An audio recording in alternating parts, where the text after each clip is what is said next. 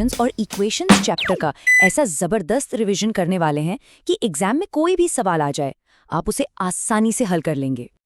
तो ये रहा हमारा आज का गेम प्लान। हम चैप्टर के मूल आइडिया से शुरू करेंगे, फिर अलग अलग रिएक्शंस को समझेंगे और आखिर में सबसे जरूरी एग्जाम क्वेश्चंस को भी देखेंगे।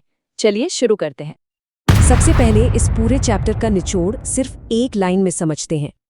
तो पूरे चैप्टर का सार बस इतना सा है। केमिकल रिएक्शंस वो प्रोसेस हैं जिसमें बिल्कुल नए गुण वाले नए पदार्थ बनते हैं। मतलब जो शुरू हुआ था वो खत्म होने पर कुछ और ही बन जाता है, जिसकी प्रॉपर्टीज एकदम अलग होती हैं। चलिए अब आगे बढ़ते हैं और देखते हैं कि ये जो नया पदार्थ बनने का आइडिया है वो 4 मेन टाइप के रिएक्शंस में कैसे काम करता है। पहला है कॉम्बिनेशन रिएक्शन। देखो नाम से ही साफ है, कंबाइन होना। जब 2 या 2 से ज्यादा चीजें मिलकर जुड़कर एक सिंगल चीज बना दें, जैसे ए और बी ने मिलकर सी बना दिया। बिल्कुल आसान। और अब है डीकंपोजिशन रिएक्शन। ये कॉम्बिनेशन का ठीक उल्टा है। यहाँ एक अकेली बड़ी चीज टूटकर 2 या ज्यादा छोटी छोटी चीजों में बिखर जाती है। लेकिन हाँ, ये अपने आप नहीं होता। इसे तोड़ने के लिए बाहर से कोई ना कोई एनर्जी देनी पड़ती है। और ये जो बाहरी एनर्जी है वो 3 तरह की हो सकती है। या तो लाइट से टूटेगा, जिसे फोटो डीकंपोजिशन कहते हैं, या इलेक्ट्रिसिटी से, जिसे इलेक्ट्रो डीकंपोजिशन कहते हैं, या फिर हीट यानी गर्मी से, जिसे थर्मल डीकंपोजिशन कहते हैं। अगला है डिस्प्लेसमेंट रिएक्शन। इसे ऐसे समझो कि एक ज्यादा ताकतवर एलिमेंट आता है और एक कमजोर एलिमेंट को उसकी जगह से हटाकर खुद बैठ जाता है। ए ज्यादा रिएक्टिव था तो उसने बी को बीसी से बाहर निकाल दिया। पर सवाल ये है कि हमें कैसे पता चलेगा कौन ज्यादा ताकतवर है। उसके लिए है ये रिएक्टिविटी सीरीज। ये एलिमेंट्स की पावर रैंकिंग है।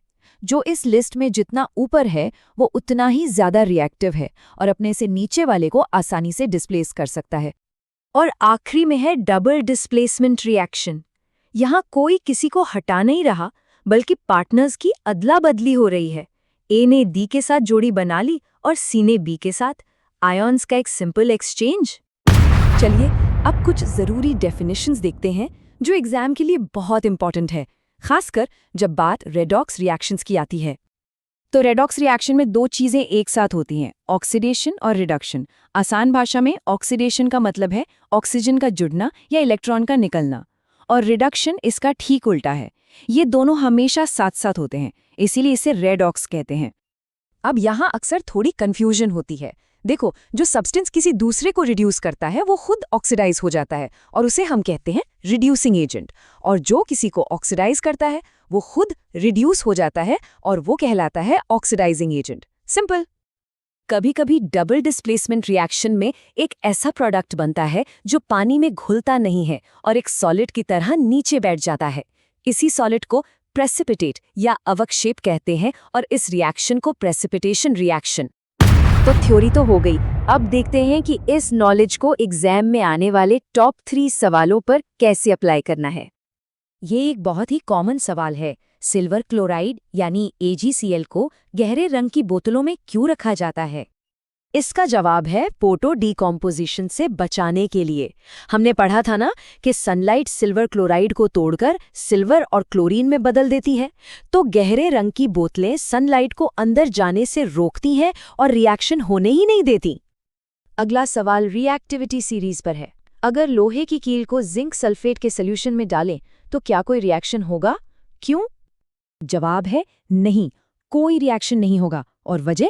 क्योंकि लोहा यानी आयरन रिएक्टिविटी सीरीज में जिंक से नीचे आता है। मतलब आयरन जिंक से कम रिएक्टिव है, और रूल ये है कि कम रिएक्टिव वाला ज्यादा रिएक्टिव वाले को उसकी जगह से नहीं हटा सकता। ये सवाल सीधे सीधे रेडॉक्स रिएक्शन की पहचान पर है। इस रिएक्शन में कौन ऑक्सीडाइज हो रहा है और कौन रिड्यूस? यहाँ देखिए, जिंक बाद में जिंक सल्फेट ZnSO4 बन गया, मतलब उसने इलेक्ट्रॉन खो दिए, तो जिंक हुआ ऑक्सीडाइज। और कॉपर सल्फेट CuSO4 में से कॉपर Cu अलग हो गया, मतलब कॉपर आयन ने इलेक्ट्रॉन ले लिए, तो कॉपर सल्फेट हुआ रिड्यूस। इसलिए जिंक है रिड्यूसिंग एजेंट और कॉपर सल्फेट है ऑक्सीडाइजिंग एजेंट। और अब चलिए फटाफट एक 30 सेकंड के स्पीड रिकैप में सारे मेन पॉइंट्स को दिमाग में लॉक कर लेते हैं। तैयार? चलिए, कॉम्बिनेशन, दो मिलकर एक बने। डीकम्पोजिशन, एक टूटकर दो बने। डिस्प्लेसमेंट, ताकतवर ने कमजोर को हटाया। रेडॉक्स, ऑक्सीडेशन, रिडक्शन साथ साथ हुए। और इसी रेडॉक्स के दो रियल लाइफ एग्जाम्पल हैं कोरोजन यानी जंग लगना और रैंसिडिटी यानी खाने का तेल खराब होना। तो बस इसी के साथ हमारा ये रिवीजन पूरा हुआ। अब जाने से पहले एक सवाल आपके लिए।